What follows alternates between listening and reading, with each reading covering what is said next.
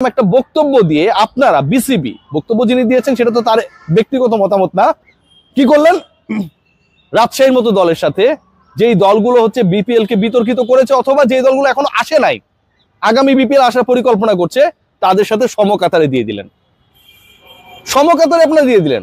কারণ এখনো কোনো কিছুই ফাইনাল না, রংপুর বরিশালও ফাইনাল না। What should be the statement, what should be the smartness, যে রংপুর বরিশালের মতো আগ্রহী দলগুলো আছে, আমাদের চ্যালেঞ্জ হবে আরো 2-3টা দল ম্যানেজ করা, যেহেতু আমরা 5 থেকে 6টা দল নিয়ে আগামী বিপিএল করতে চাই। It could be the statement. সেখানটায় Bangladesh cricket board official press কনফারেন্সে 7 ঘন্টায় মিটিং শেষে বলে আমাদের একটা দল ফাইনাল না। কি বার্তা আমরা দিই? বিপিএল ওনারদের কাছে কি বার্তা দিই? ক্রিকেটারদের কাছে কি বার্তা দিই?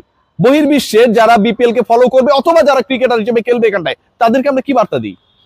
আমরা কি বার্তা দিই? চুক্তি শেষ হয়ে যাওয়া মানে এই না যারা এই খেলাটাই খেলতে এখানটায় এসছে কমপ্লেন্স